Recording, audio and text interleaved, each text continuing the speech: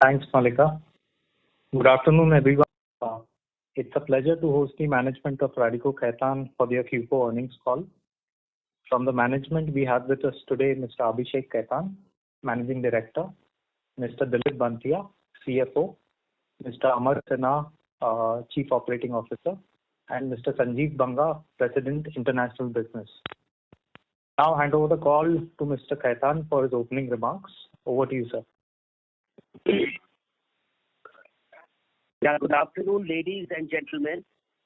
Thank you for joining us on our fourth quarter and full year FY21 results conference call. I hope you are all doing well and keeping safe. The impact of pandemic over the last 15 months has led to scaling down of operations and rationalizing of costs across industries. Our top priority during this period has been the health, safety, and well-being of our employees and partners. While we have reviewed and rationalized each cost line item, we have not reduced any headcount or cut down any salaries. During the current wave, when there were shortages of medical supplies, we provided medical support to our employees and their families, including arranging for teleconsultations, medicines, and oxygen concentrators. We have recently announced a welfare scheme for the extended family of our employees. In an unfortunate event of the demise of a team member due to COVID-19, the company will provide support to the bereaved family member for a period of up to 3 years. Although this cannot compensate for the family's loss, but it will perhaps give them some time to recoup. Last year, we had supported the government in the fight against pandemic through contributions to relief funds and supply of sanitizers. This year, Radico Khaitan has pledged to give back to the society with the installation of oxygen generators at the government hospitals in 6 districts of Uttar Pradesh. Over the past few years, we have seen our business transformation where we have focused on strengthening our premium portfolio, driving value-led growth and generating strong cash flows. We have discussed this in detail in our Q3 FY21 presentation. Our performance during this year was a reflection of a resilient business model, strong premium product portfolio, and excellent execution capabilities of the management team. This will continue to drive our performance in the years to come. Over the last 3 years, we have consistently outperformed the industry.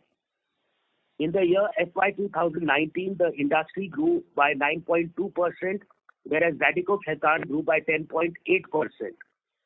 Last FY20, the industry grew by only 0.4%, whereas Radico grew by 12.5%. Last year, because of pandemic, the industry had degrown by minus 13.6%, whereas Radico degrew by only 8%. In Q4 FY21, we registered 8% growth in our MSL volumes, led by Prestige and above volume growth of 15%. Immediately after the nationwide lockdown started to ease out in May 2020, our operations rebounded very quickly, and we also saw improvements in industry performance on a quarter-on-quarter basis. Out of our top 11 states, 8 states have returned to growth in the fourth quarter. Our export business has continued its strong performance during the year, and today we have our brands available in over 85 countries. Through the second half of FY 2021, we had seen strong recovery in most of the macroeconomic indicators. But the second wave has disrupted businesses and operations across India again. The lockdown this time is regional and local, unlike last year when the entire nation was under total lockdown for a period of 45 days. Our plant operation across India have run smoothly without any major disruptions during this period of second wave. We have also continued to make dispatches as liquor sale is permitted in some of the key liquor consuming states. During FY21, we have seen strong cash flow generation and were able to reduce our net debt by another rupees 184 crores. Our current net debt position is only 198 crores now. This takes the total net debt reduction since April 2016 to rupees 750 crores. We are proud to report that 8 PM Premium Black Whisky registered sales volume of over 1 million cases during the year, despite the challenges in Q1FY21. The performance of our luxury brand, Rampur Indian Single Malt and Jaisalmer Indian Craft Gin was encouraging as we continue to expand our distribution. This year, we will be focused on expanding both these brands to more cities across India. Our focus on product quality and consumer satisfaction has won us 1 Grand Gold and 12 Gold Awards at the Monday Selection 2021. At the New York International Spirits Competition, Radico Khaitan was adjusted as the India Gin Distillery of the Year, and both Jaisalmer Gin and Rampur Asava won gold awards. We believe that premium brands will continue to grow given the limited impact of pandemic on the affluent society. Now with the pandemic, people have been going out less and therefore they want to have the experience at home. Radico Khaitan is on course of its plan for the launch of more brands in the premium brown spirit space during FY22. Although the industry scenario is still uncertain, we believe that once the lockdown restrictions are eased, recovery will be fast. We are confident of delivering industry outperforming growth during FY22. With this, I would now like to hand over the call to our CFO for a detailed discussion on the operating and financial performance. Thank you, everyone. Over to you, Dilip. Thank you, Abhishek. Thank you, everyone, for joining us on this call today. Wish you the best of health during this second wave of pandemic. We ended the financial year 2021 on a very strong and optimistic note. With the exception of April 2020, we observed improving trends each passing quarter, which was a reflection of the industry performance as well. During the fourth quarter, we reported IMFL sales volume of 6.27 million cases, representing an increase of 7.8% on YOY basis. Prestige and above category volume grew by 15%, which was a high base of last year. During the last year, there were certain regulatory changes which also impacted the industry. If we were to look at our volume growth during Q4, excluding the impact of route to market changes in Andhra Pradesh, the volume growth would have been strong double digit. In Andhra Pradesh, we are focused only on premium brands. Most of the recent FY22 excise policy changes have been progressive without any significant tax increase, which is encouraging for the liquor industry. Net revenue from operation during Q4 FY21 was 695 crores, representing an increase of 18.7% compared to Q4 of FY20. During this period, IMFL sales value increased by 15.8%, and as a percentage of revenue, IMFL sales account for 80% of the net revenue from operation during the year. Gross margin contracted by 143 basis points from 49.8% in Q4 of FY20 to 48.4% in Q4 of FY21. It is not a reflection of the secular trend. We should look at gross margin on annualized basis. On full year basis, our gross margin expanded from 48.6% to 50.3%. Despite gross margin compression, EBITDA margin expanded by 107 basis points from 13.6% to 14.8%. Raw material prices overall declined during 21. Towards the end of the year, we saw some inflationary pressure on the dry goods such as packing material. But we believe that worst is over and it shall remain stable around these levels. ENA prices have been benign during the quarter. Given the ethanol blending policy of the central government, we may see some headwinds in ENA prices, but that should not be any significant. Furthermore, we have the advantage of backward integrated distillation capacities, which insulate us to a great extent from any significant movement in ENA prices. With our portfolio premiumization, we don't see any major impact on our raw material on our operating margin. The company is taking all efforts to optimize costs and mitigate any margin headwinds. Given approved market conditions, we are aggressively investing behind our brands to gain market share and continue the premiumization journey. Furthermore, we have had new brands launches and entered into new markets for some premium products during the previous quarter. We have also increased on-trade activities. Both ATL and BTL expenses have increased. During Q4 of FY21, ALSP spend increased by 52.1% to 45.77 crores. As a percentage of IMFL sales, ALSP expenses were 8.3% in Q4 of FY21 and 7.3% for full year of financial year FY21. This is in line with our guidance of 7 to 8% of IMFL sales as investing in the marketing. In prestige and above segment, we expect this to be in a double digit. Finance cost decreased by 45.3% on YOY basis from 8.46 crores to 4.62 crores. Company's cost of borrowing is one of the lowest in the industry due to the lower interest environment, stable profitability, strong capital structure, and improved liquidity position. We have an efficient working capital management, a very strong credit controls.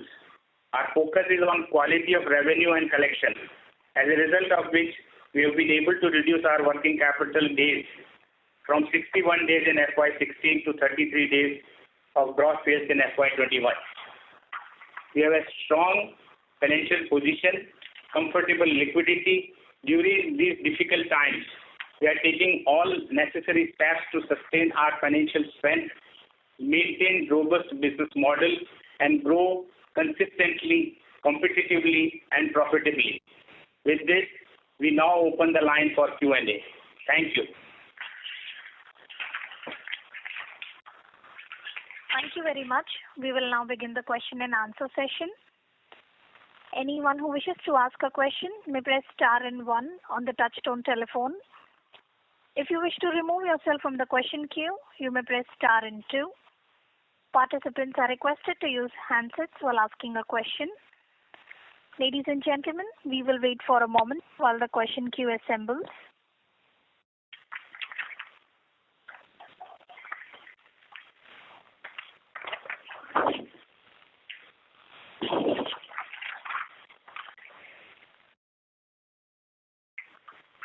The first question is from the line of Avnish Roy from Edelweiss.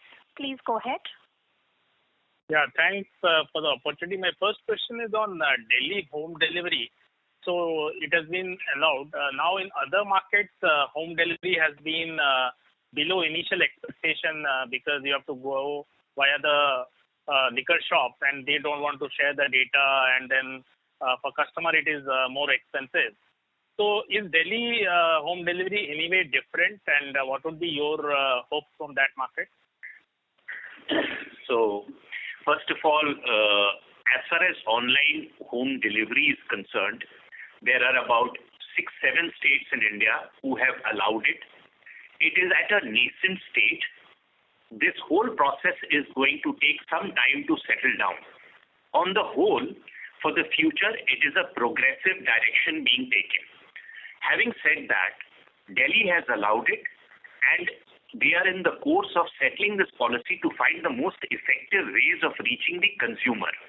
In today's condition, more so in the second wave of pandemic, people are really hesitant, more so in the premium segments of this business, to go out. And therefore, this comes at the right time. We are all very hopeful that Delhi will find a good model to adopt as far as reaching its consumers is concerned. So it will need to see over the next 3 months. But on the whole, the online delivery system is taking its time, but it will settle down. It's a progressive policy being pursued. But sir, why will it settle down? Now wave 2 is almost ending, and we have seen the kind of crowds in Mumbai, for example, first day of unlock. So Indian customer also goes for value, right? He will not pay 1 rupee extra if he can buy from the neighborhood shop. So why should it settle down? I couldn't understand that bit. If it is not really work till now. Now when vaccination is going to pick up so much, wave 2 has kind of ended in the big market. Why should it should do better? What is different? Okay, I'll tell you what. See, first of all, you have to, I would like to draw your attention to the fact that most of the people who throng to the outlets are those which consume segments of products which are not premium, which are in the prestige and below. As far as premium customers are concerned, they either, if they consume outside home, they go to bars and restaurants, or they want to procure material to their home through through domestic help or through friends. Now, it is that part of the consumers which are going to benefit from this policy of online ordering and delivery. Therefore, that's the major reason that having experienced this huge pandemic over the last 2 years, this change in attitude is already coming down. First. Secondly, the women consumers particularly who have started consuming more and more in India are now going to find it also very easy in the times ahead to avail this facility of online ordering and delivery. So that is why the prestige and above will benefit from it, and these are the segments which will avail this channel. That's useful. My second follow-up question is again on Delhi market. So on the new liquor policy in Delhi, we had seen initially some of the liquor players were opposing to some of the changes. So what would be your thought process on the policy? Do you see some gains because of it? So see, first of all, the objective of the Delhi policy is more to follow a free trade policy. If you see today's liquor scenario, the most progressive policy in India comes from the state of Uttar Pradesh, where they have delinked the manufacturing, wholesale and retail process. Delhi is following the same direction, and today the market of Delhi particularly is unexploited. It is actually not exploited because in the previous case, the policy wasn't clear to lots of players. This time they have delinked the channels, and it is coming out to be a free economy, free trade economy. So I think overall this is going to turn out good. You will get brands that are demanded, premium brands which the consumer wants will be available more freely, and I think that channels will find it easier to purchase stocks from different companies and sell. So I think on the overall, if you see, Delhi has adopted a very, very progressive policy. And sir, the last question, it was very useful. The last question is on pubs and bars. So we are seeing the market leader invest on supporting the pubs and bars. So does that become an issue for other players because the market leader will have better visibility within pubs and bars? And when do you see customer coming back to this channel, or will the in-home consumption remain a more established norm even when the vaccination etc. is done? What would be your thought process on this? So first of all, I want to make a qualifying statement that pubs and bars are like show windows of a good retail shop. If you look at the way consumption happens in India, less than 10% of the total liquor consumption takes place from pubs and bars across the country. So it's less than 10%. Having said that, it is still an important channel because it gives you the opportunity for trial and visibility. So this channel is going to take some time to come back to its normalcy. And it is a good trend that we are seeing that online delivery is started happening, or it is in the process of evolution. So there will be some kind of a trade-off in the times ahead between online and pubs and bars. But of course, pubs and bars will still continue to be an attractive channel for the youth of this country for consumption. Okay, that's all from me. Thanks a lot and all the best. Thanks.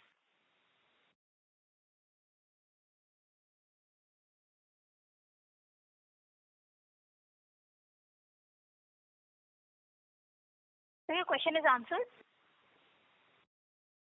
Yes. Sure. Yes. Thank you. Thank you.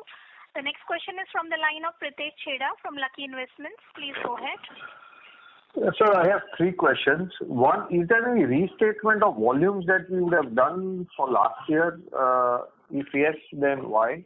My second question is, based on our strategy of growing the Prestige and Above portfolio and also the higher-end portfolio, is there any direction that you could give us on EBITDA per case or EBITDA growth rates, on that strategy?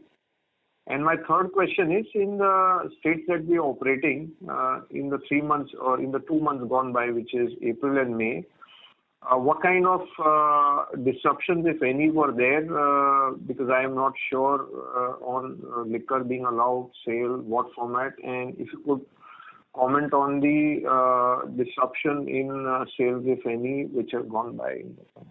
Thank you. These were the three questions, sir. So first question regarding the restatement of the volume.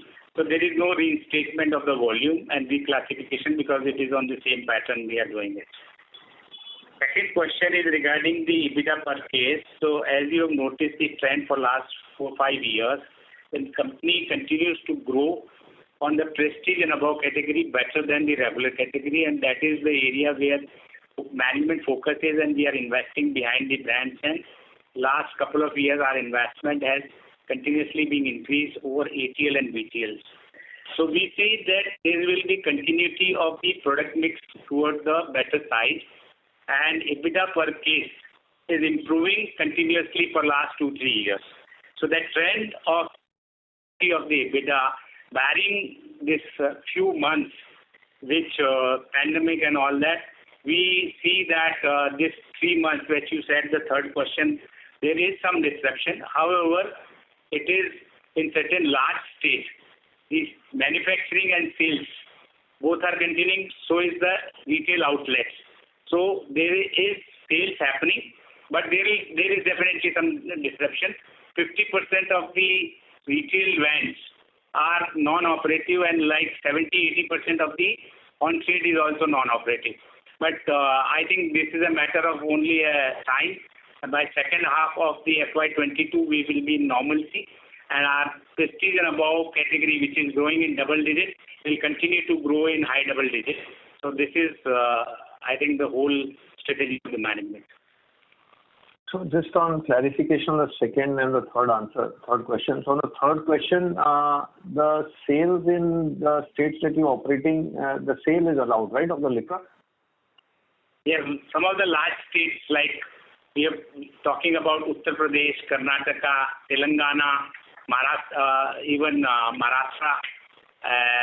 Some large states are allowing this. Rajasthan in restricted, Haryana with a restricted timing. So all these states are allowing the liquor sales through retail. Okay. And on the second question, sir, what is the incremental EBITDA per case that we would make usually in Prestige and Above? So we don't actually give the EBITDA per case on the Prestige and Above and separately. However, you will see that our EBITDA margin, which used to be around 11-12% in 4-5 years back, is at 17% now. And this is because of the product mix, improvement in product mix, and at this point of time, 29% of the products are being through the P&A category, which is around 51-52% of the value.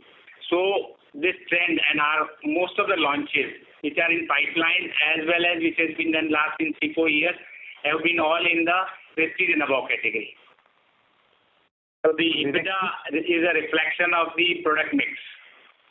So directionally, till the time you grow Prestige and Above faster than the overall company growth rate, directionally the EBITDA per case should continue to improve, right? That's right. Okay. Any number on the mix where it can head to based on your strategy over the next 3 years? Today, what is 50% of your revenue, which is Prestige and Above, and 30% of your volume? What should it head to over the next 3 years? So next 3 years, we aspire to be between 38 to 40% on Prestige and Above side, which will be around 60-65% of the value. terms. Actually, the prestige and above category will grow in double digit. So this will continue to have a higher proportion both on the volume side as well as on the value side. Okay. Thank you very much, sir, and all the best to you, sir. Thank you very much and stay safe. Thank you. Thank you.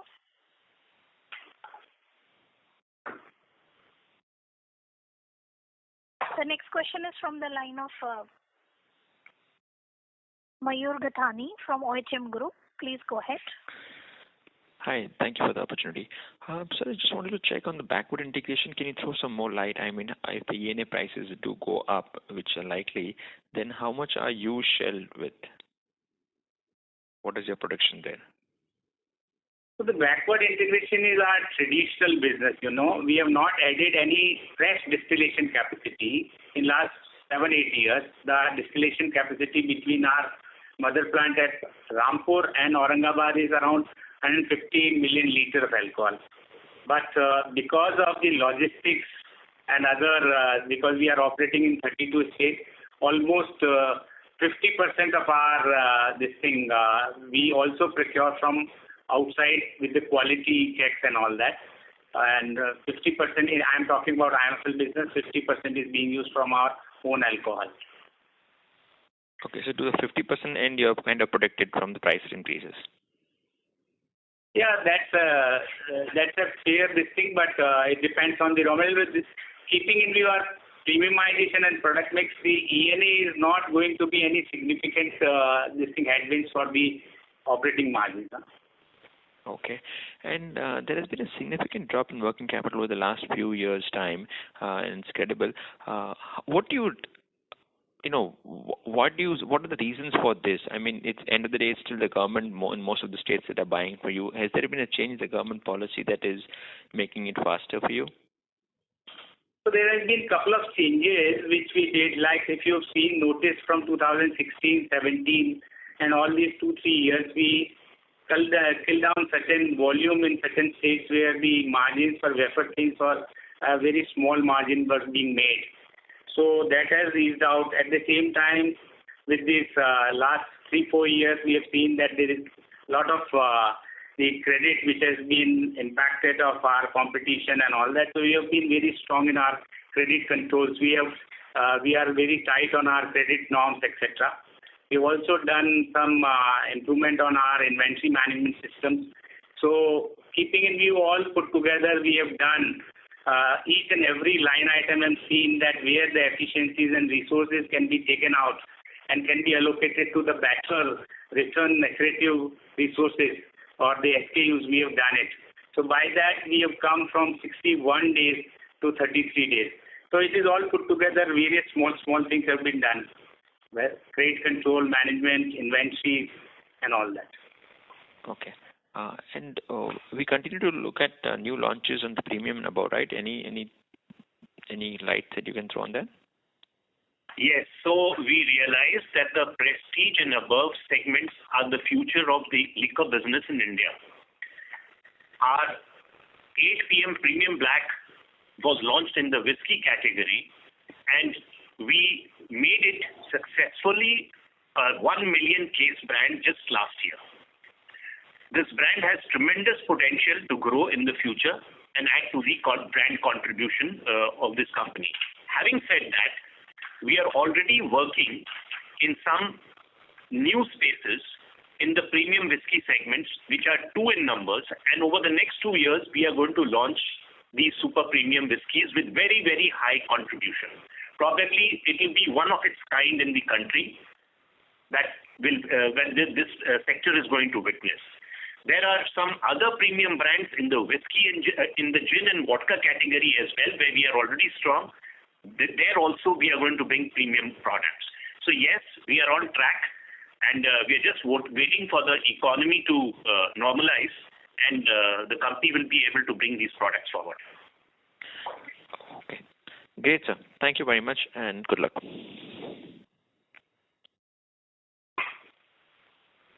Thank you.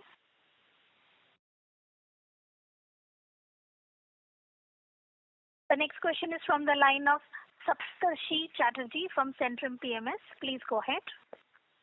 Yeah, thank you for the opportunity, sir. My question is again follow-up to the earlier participant about they have talked about super premium whiskies to come in 2 years. I just want to know your strategy, like what will really work for us so that we can gain market share from the very incumbent leaders in the industry in the whiskey segment. And currently, what is the portion of whiskey in the mix and how it can really be meaningful in coming years, 2-3 years? So see, whiskey contributes to 60% of the alcohol consumption in India today. Now, what we are looking at is strengthening our presence in the premium whiskey segments. What we find is that there is a huge chunk of opportunity available in the prestige segment even today, which is 35 million cases in India.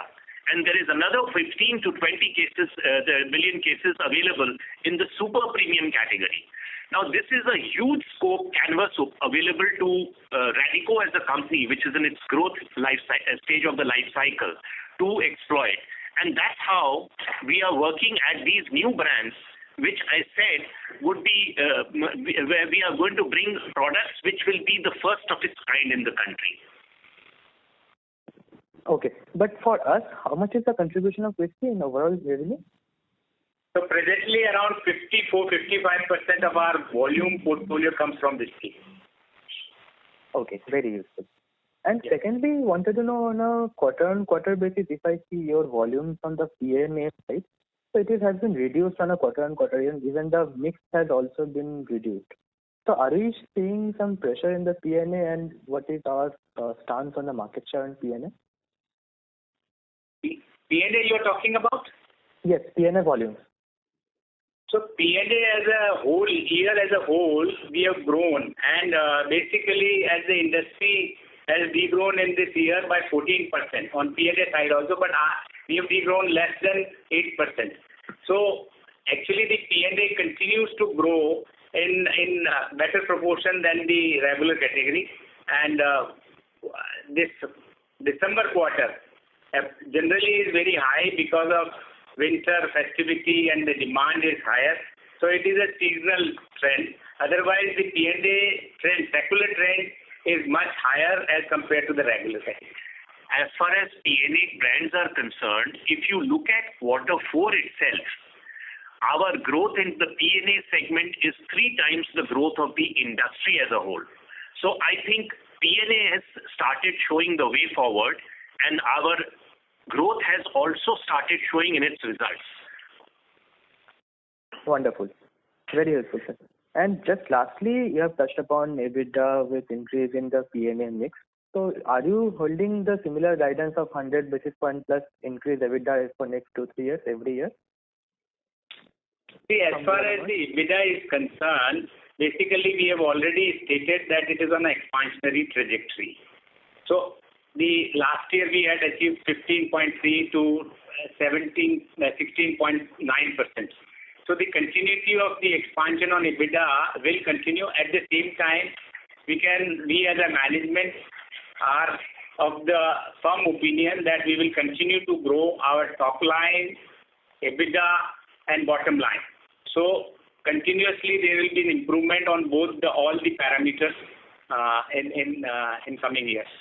See, the moment we say that we are in the process of bringing forward more premium brands, this would also give you some direction in terms of the EBITDA margins for the future. Very useful. Thank you so much, sir. Thank you. The next question is from the line of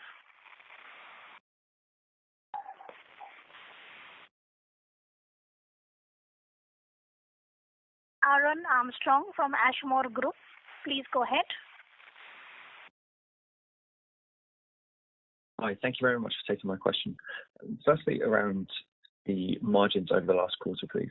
Can you talk about the GP margin pressure that we saw quarter on quarter and how you would expect that to normalize over the coming quarters? And then similarly, in Q4, we saw EBITDA margins rise despite the pressure on GP margin. So could you talk about some of those savings around SG&A, please, last quarter, and whether they're short-term cost-saving measures that will need to normalize as things unlock and as we move over the next few quarters, or if there are sustainable structural cost savings there, please? So as far as your question regarding the margin compression, this is a quarter. And since we are operating in 32 states and with various SKUs and products, so there is the variations between the product mix and the state mix. However, the secular trend of our gross margin is on upward trajectory, which is on annualized basis. If you see that the gross margin has gone up from 48.6% to 50.3%. And as we have explained that with premiumization gaining more momentum, the margin expansionary trajectory will continue to be there in future. To your second question regarding the, in spite of some compression in the gross margin, there is an improvement in the EBITDA margin. This is on account of that we have taken various line items and looked at to rationalize wherever possible. So in spite of an increase in our ANSP, which has been up in this quarter 8.3% of the IFL sales, and 7.3% during the whole year versus last year 7.1%, we have been able to improve the margin by having the rationalization in other line items. So it is combination of all. Thank you. And those rationalized line items that you mentioned, are those short-term measures to deal with the current situation, or are those longer-term savings that in future will help to drive EBITDA margins? So right, these have been the areas where I think some rationalization was possible with the pandemic has taught us a lot of things where this could have been avoided. We have reduced our the cost on those line items, but most of them are sustainable.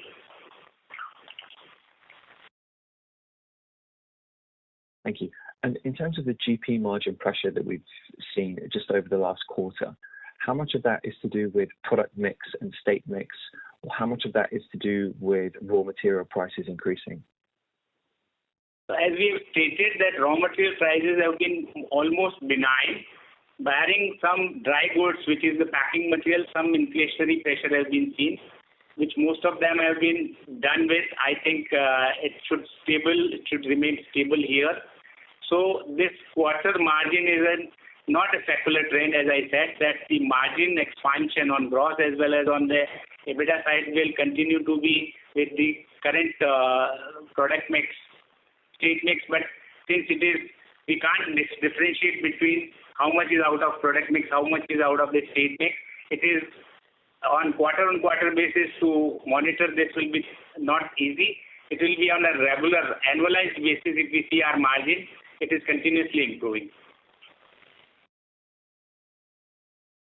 Great, thank you.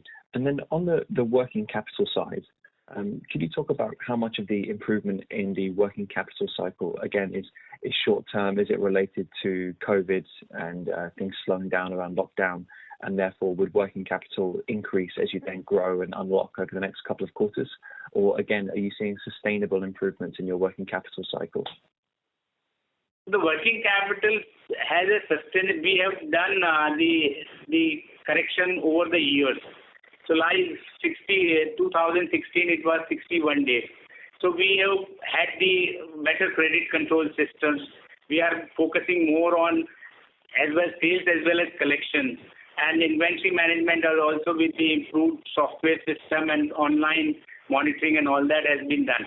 So this working capital cycle, which has improved to 33 days from 61 days, continues to be a sustainable trend.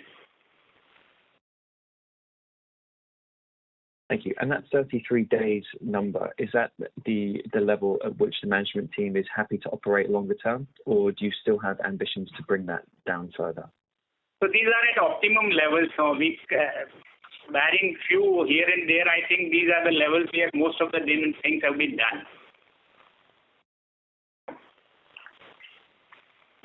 We are much better than the industry actually, And we would say that the working capital levels at which we operate today is substantially better than the competition, and we would still like to see some improvement if possible in the days ahead. Understood. Thank you.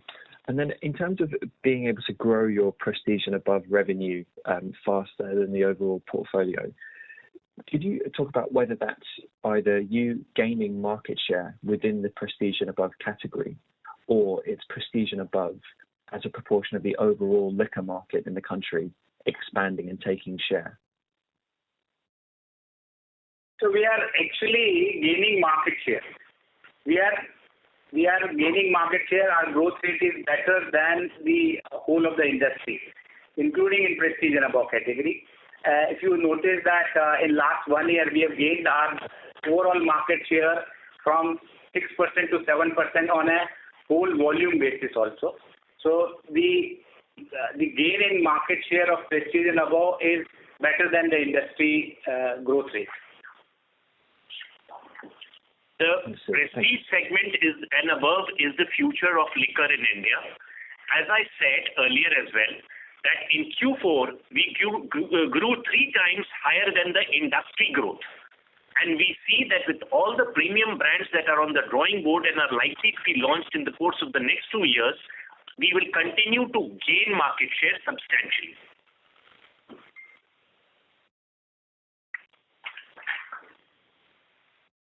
That's great, thank you. And then in terms of new launches, I would request you to rejoin the queue for follow-up questions. That's fine. Thank you very much. Thank you. Ladies and gentlemen, please limit your questions to 2 per participant. Should you have a follow-up question, would request you to rejoin the queue. The next question is from the line of Dhaval Mehta from ASK Investment Managers. Please go ahead. Thank you. Yeah, thank you for the opportunity. Congrats, Abhishek ji and the team for decent performance. So I have only one question. We are planning to launch whiskey in super premium segment. Few years back, we launched our brand Rampur, which has done extremely well and have got really great acceptance in international as well as domestic market.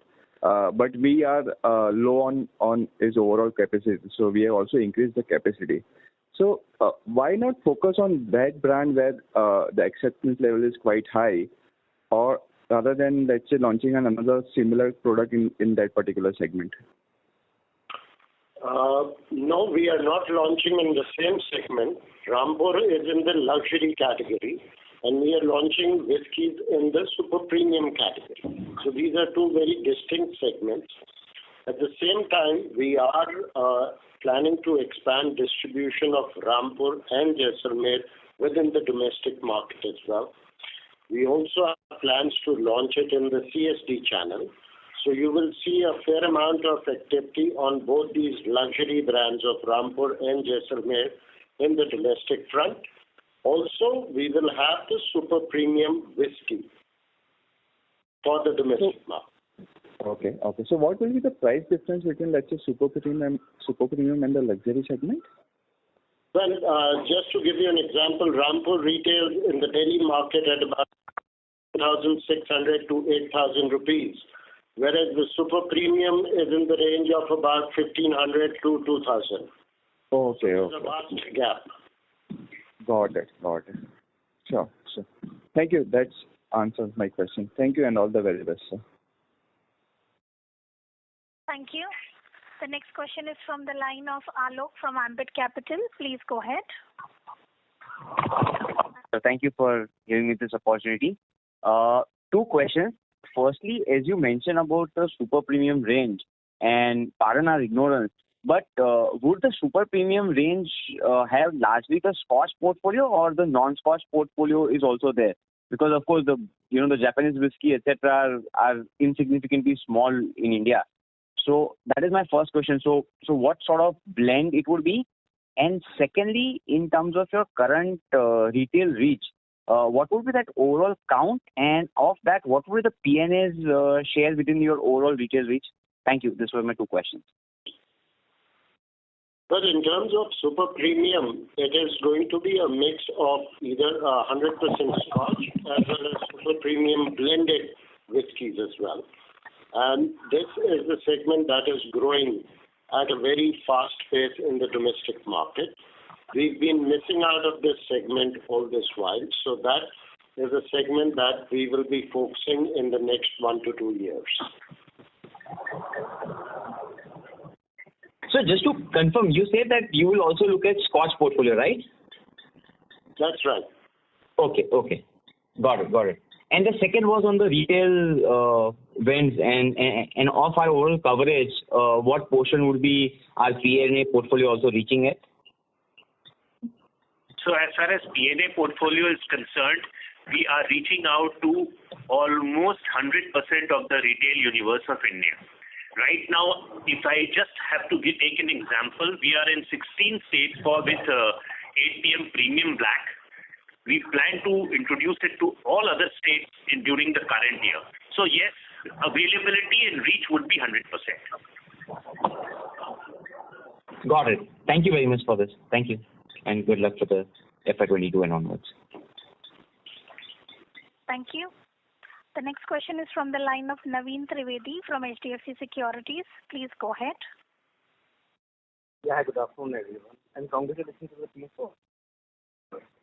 So if you can just give us some sense about how you. Sorry to interrupt, Mr. Trivedi, so your voice is not audible, sir. Now? Hello, is it better? Yes, sir. You may go ahead. Thank you. Yeah. So, if you can just give us some sense about the international business, considering COVID is impacting less in the international market than in India. So, how the business is shaping up, and what are our revenues from international market for the entire F21? And if you can also give us some sense about what are the potential to achieve over the next 3 years. See, in terms of international business, there are two channels over there. One is the global travel retail, and the other is the local duty paid market.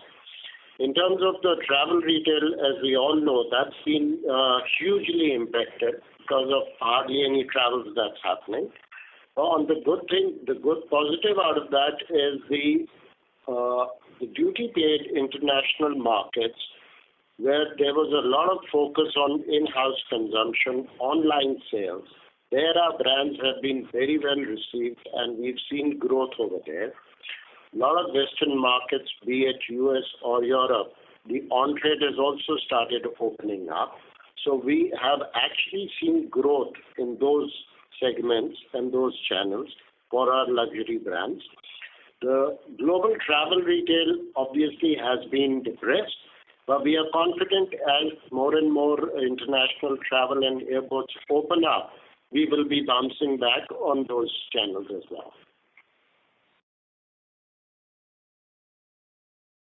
In terms of overall volume, our international business is about little over 6%, but at a much higher profitability than the domestic one.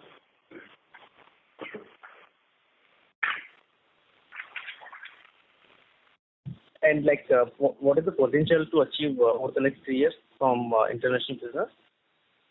Well, you see, in terms of our Rampur Indian single malt, we've actually been constrained by the capacity that we had and the malt that was aging all this while, and we tripled our malt distillation capacity. We expect the additional volumes to kick in the next maybe 18 to 24 months. Right now, it's strictly on allocation. As our brands are available in 85 countries, but our Indian single malt is only in about 45 countries. So we have all our partners in the other markets screaming, when can they get their hands on Rampur? So in terms of distribution, we still have a long way to catch up, and we are very confident whatever we will be able to bottle, we will be able to sell that off. But having said that, we are really not chasing volumes on our luxury portfolio. it is a work of art. We want our consumers to taste the finest, and we've been very patient in launching our single malt, and we are in no hurry to flood the market just to gain volume. Yeah, thanks for the detailed answer. If you can just ask one question on the reason for higher other income this quarter. See, the higher other income is on account of that we have a subsidiary, Radico Distiller. So we have had the good dividend payout from that in fourth quarter. So 8.5 crore is out of the dividend income, which is the differential between last year and this year. Yeah, thank you and all the best to you. Thank you. The next question is from the line of Ashit Desai from Emkay Global Financial Services. Please go ahead.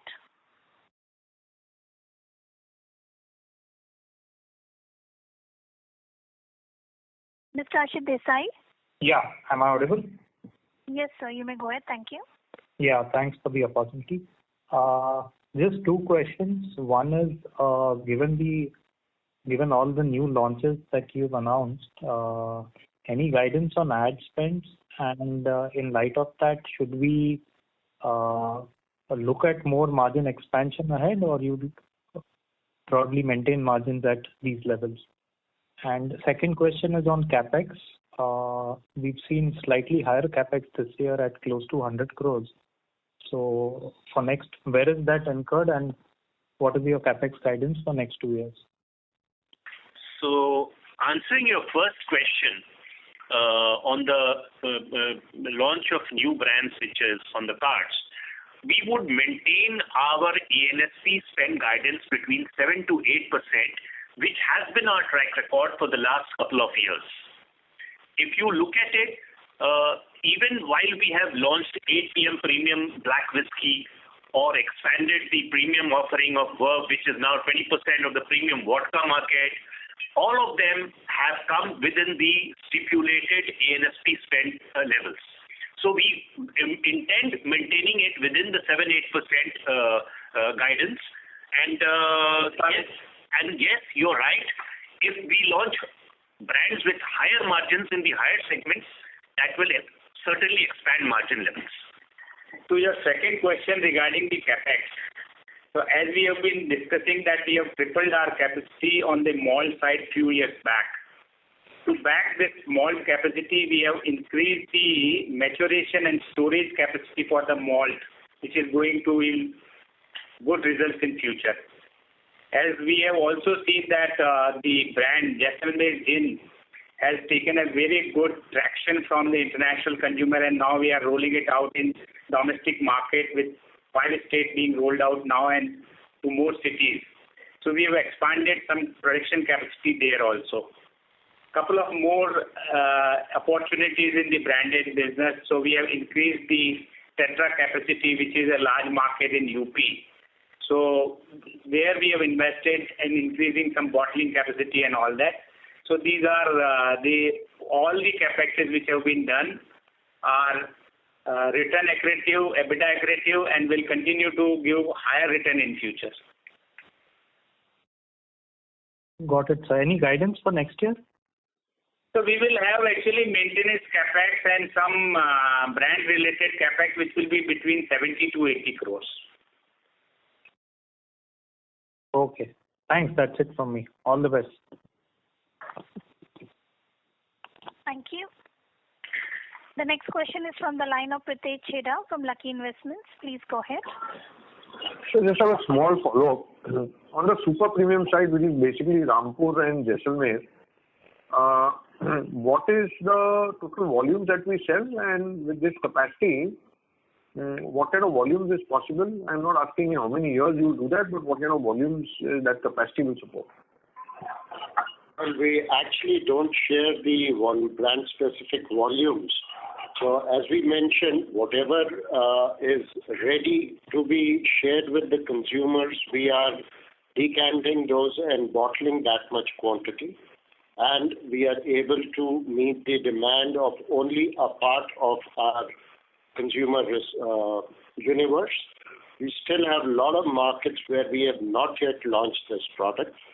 So We are in no hurry. As and when the product is ready to move into the market, we bottle it and start distribution. We are at the moment not looking at expanding any more international markets because we are under strict allocation with the existing markets itself. Once we have more malt available, we will first try to meet the requirement in our existing markets. The moment we have additional quantity available, we will open up newer markets. So, sir, to one of the participants, you answered 6% of your sales volume is international volumes. So that's about 1.3 million cases. So part of this would obviously be the super premium, right? I wish the whole was super premium.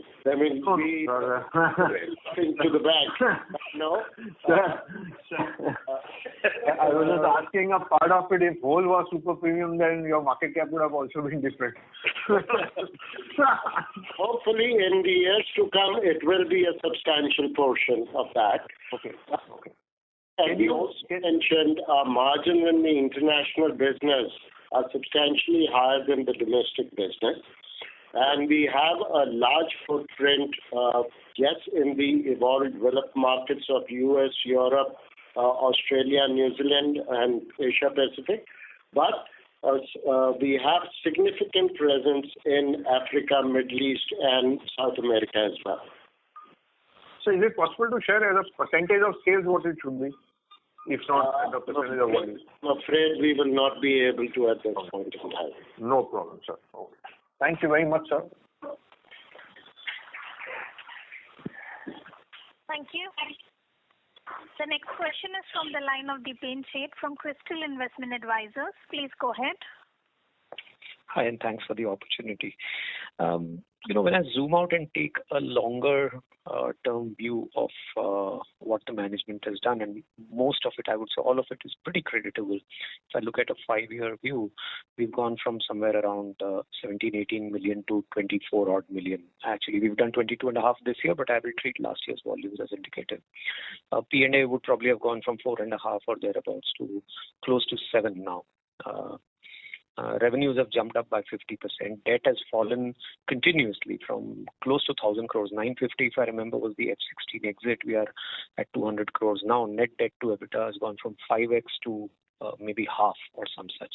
So what happens now with the money you are generating? Is there an intent to allocate more aggressively to the business rather than just pare down debt and tighten working capital? Okay, working capital also leads to some cash being generated if you tighten working capital. I think we are close to the end of that, much of the creamy yield from there. So what do you do with the money you generate over the next 2-3 years? Can we see substantial Capex into capacities, or would you launch brands or take over brands? Is there M&A activity being planned? Do you want to do a buyback? I think from a value creation perspective for a current shareholder, some understanding of this is very, very critical. So as far as the cash flow generation, our focus in last 5 years has been free cash flow generation. And we have repaid a debt of around 750 crores, as you rightly said, from peak debt of 950 crores plus to sub 200 levels. After this debt is repaid, I think because there are no big plan at this point of time on card, so the money can be used to create the shareholder value. It can be the medium of anything which can be higher payout of dividend or buyback or something, but there is still a time of a year or so. So we'll come back with our correct strategy at that point of time, but ultimately the distribution of the cash after that will be one of the factors which will be taken into as by the management for returning to the shareholders. Okay, why I'm thinking about this is, and I don't want to, labor the point, volumes have grown something like 50 odd percent. Maybe we were at 18 odd million 5 years ago or some such. Now, there is, if you get aggressive on wanting to grow volumes, then maybe you will have to reinvest aggressively in the business. And maybe that's one way of doing it. Despite the bump up in cash generation over the last 3 years, return ratios are not fantastic or extraordinary. We are yet to cross 20%. So whether reinvesting in the business is going to be at higher incremental returns is something I would worry about. And your overall low volume share in the market, although it's been steadily increasing, and that's a great job, but you're still nowhere near, the larger player in the industry or players in the industry. So reinvesting aggressively and at perhaps incremental return ratios higher, how would that play out? That's a tricky one, and that's what I'm thinking about. I think there's no credit to be taken away from the achievements of the last 5 years, and you have my salute for that. Anyway, I'll leave you with this thought. So first of all, state that today we are a significant, largest Indian player in India as far as business is concerned, whether on brand portfolio or on the financial parameters. True. Having said that, yes. Having said that, we are now at that stage where incremental growth does not require us to reinvest in the same proportion. Okay. Because volumes can come to us from outsourcing because there are plenty of capacities available across the country. So volumes will now grow more so in the premium segments where the returns are very heavy and investments will be far less. So that's what will give us incremental margins at a lower investment. So through the franchise route, if I may interrupt. Pardon? Through a franchise kind of arrangement, if I may interrupt you here. Is that what you're looking at? Yes. No. It is the third-party tie-up arrangement of bottling. Yeah. So not giving the brands to the franchisee like any other competitors, but outsourced contract production. Yes, outsourced contract. Fantastic. That's very encouraging. A buyback would also inspire, but anyway. Thank you. Thanks. The next question is from the line of Aaron Armstrong from Ashmore Group. Please go ahead. Hi, thanks for taking my question. My question was around the distribution potential of some of the existing brands. And you've mentioned 1 or 2 brands that are only present in a few states, and there are still more states that you could roll those out to. Can you talk about that as a potential growth driver for the company, please, where you already have the brands, the products are well established, but you're still getting approval and distribution in different states, and how meaningful that process could be for you over the next couple of years, please? So there are some brands which are good brands but preferred in few states. And these brands have regional preferences and appeal for their taste. So they will continue to be regional.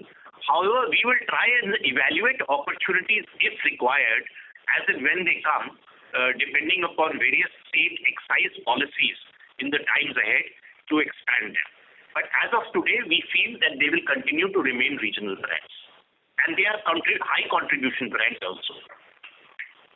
So as far as the other point, like in the existing portfolio, there are brands which are available, like take an example of 8PM Premium Black, which is available at 16 states now. And last year it was available in 14, so we have added 2 more states. So likewise, the expansion of the existing brands is being done, and it is being done on those states now where it is not available, because the traction of the consumer in this category is coming, and then depending on the consumer demand, we are putting these brands in more states. Take an example of 1965, this rum, which has been started with defense and then we have taken in the civil market.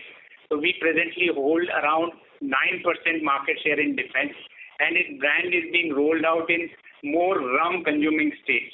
So I think these are the areas where the company will continue to explore the possibility and keep increasing the distribution. Okay. Understood. Thank you very much. Thank you. Ladies and gentlemen, this was the last question for today. I would now like to hand the conference over to the management for closing comments.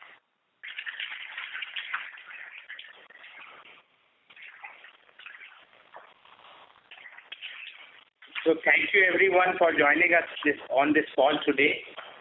As a management team, we can assure you that we have a robust brand portfolio. We have continued to invest behind our brands. We are looking to expand our premium offering with further new brands launches in FY22. We have a strong balance sheet and cash generation, which provide us the firepower to invest behind our strategic growth plans. Overall, we believe there may be short-term challenges in the industry due to this pandemic, which shall not last too long. Once things start to normalize, the industry shall return to growth path as we had seen in Q4 of FY21, and the Radico will continue to outperform the industry.